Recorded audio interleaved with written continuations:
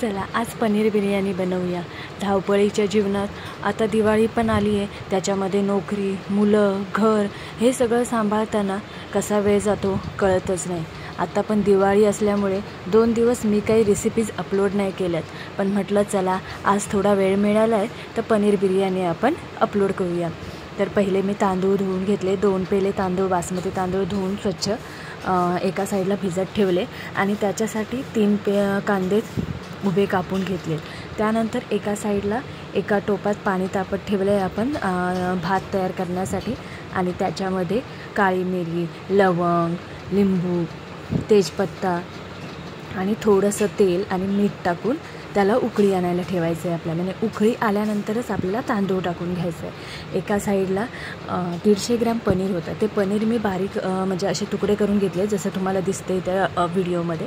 आणि त्याच्यामध्ये दही आणि आपण मसाला, हळद, गरम मसाला सगळे मसाले टाकून घेतले आणि चांगलं हे बघा अशा प्रकारे ढवळून घेतलं। आणि त्याच्यानंतर बिर्याणी मसाल्याचं 1 पॅकेट टाकून घेतलं आहे आपण आणि चांगलं परत ढवळून घ्यायचं आहे। त्यानंतर दुसऱ्या साईडला आपण कांदा चांगला लालसर झालेला तो काढून ठेवला आणि नंतर आता आपल्याला बिर्याणीची ग्रेव्ही तयार करायची आहे, पनीर बिर्याणीची ग्रेव्ही तयार करायची आहे। त्यासाठी आपण 2 ते 3 चमचे तेल घेतले आणि जो कांदा आपण फ्राय करून ठेवला होता तो थोडासा आपण त्याच्यामध्ये परतून घ्यायचा। आपल्याला आता काय तो चांगला भाजलेला आहे कांदा, तर काय आपल्याला जास्त आता मेहनत घ्यायची नाही आहे। मग आलं लसूण पेस्ट टाकायची आहे, थोडासा मिरची पावडर, काश्मीरी मिरची पावडर टाकून हे असं चांगलं परतून थोडंसं पाणी ॲड करायचं आहे। आता त्यामध्ये कसं ग्रेव्ही थोडी थिक व्हायला पाहिजे, मस्त भात त्याच्यामध्ये चांगला मुरला पाहिजे। बघा अशा प्रकारे छानपैकी पनीरची ग्रेव्ही तयार झाली आहे आणि आता आपण त्याच्यामध्ये मीठ टाकून घेतले आणि हे चांगलं ढवळून घेतले।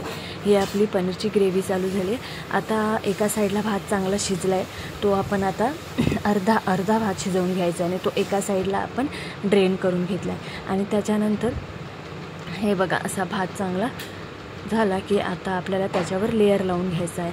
भाताचा लेयर लावल्यानंतर आपल्याला त्याच्यावर दूध, केशरचं दूध आणि उरलेला जो आपण साईडला थोडासा काढून ठेवला होता, तुम्हाला त्या लेयर लावायचं माहीतच असेल, पण तरीही आपलं एक मी सांगते, थोडीशी कोथिंबीर, कांदा फ्राय केलेला आणि केसरचं दूध आणि थोडंसं तूप टाकून एक चांगली 10 मिनटाची वाफ काढून घ्यायची आहे आपल्याला।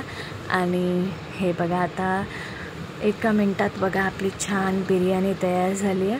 पनीर बिर्याणी एकदा नक्की ट्राय करा आणि झटकन होणारी बिर्याणी आहे। आणि सबस्क्राईब करायला विसरू नका, कमेंट आणि लाईक करा। हे बघा, थँक्यू।